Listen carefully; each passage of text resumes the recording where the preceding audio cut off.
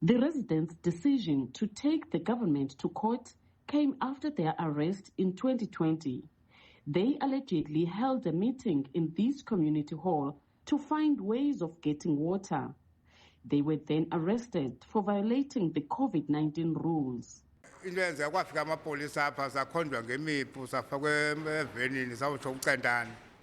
The police came and threw us in the police van at gunpoint.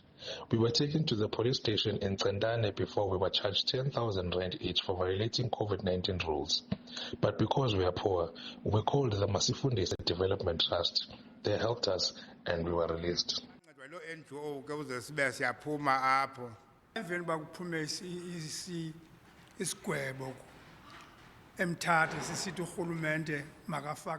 After the court ruled that the government must provide us with water, they failed to do that. The ruling was that they must bring water tankers every week. They only did that once and they stopped after that. The residents fetch water from the river, which they share with animals. While some are busy fetching water for cooking and drinking, others are doing laundry in the same river. Despite the installation of taps at the village over a decade ago, they remain dry. The residents believe this is a violation of their human rights. We struggle a lot to get water because we have no taps. We don't even have the tanks which they give to residents in other places. Our taps stopped working in 2018 and that's the last time we fetched water from the taps. If you don't have a tank in your house, you are forced to go to the river. The rivers we fetch the water from have algae. Our children get sores when they bathe with the water. They even get diarrhea. We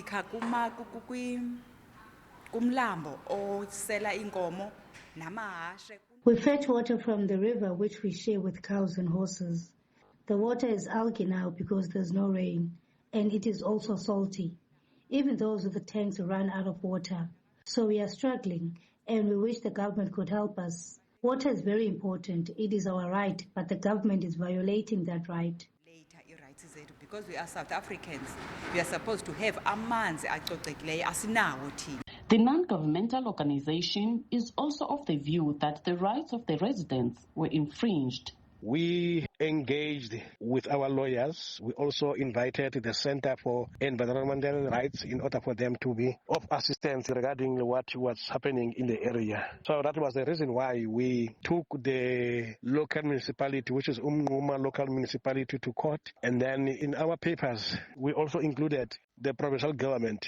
We included the Amathole District Municipality. We also highlighted the fact that the failure, it's not only the provincial government nor the local municipality, but it's a national government duty to make sure that people, they do get water, because it is there in the constitution that there must be sufficient water. Now, for people not to have water, it means that the government have failed the community. They have not fulfilled what is written on the constitution.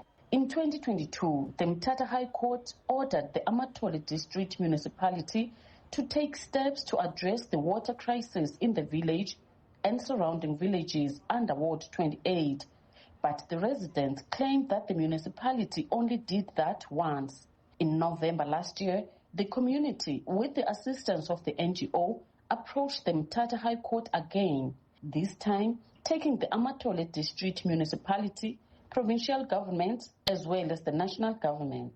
The current challenge relates to a reduced borehole yield. Of the 3 boreholes that were originally drilled for the scheme, only one is currently producing water and at a reduced output. Now, as a result, full supply cannot be sustained across all the areas that are connected at the same time. So to manage this, there's a rotational supply that is being implemented that is supported by water tankers when and where necessary. We do recognize the impact this has on the affected households, and we remain committed to improving supply reliability within the existing technical and legal frameworks.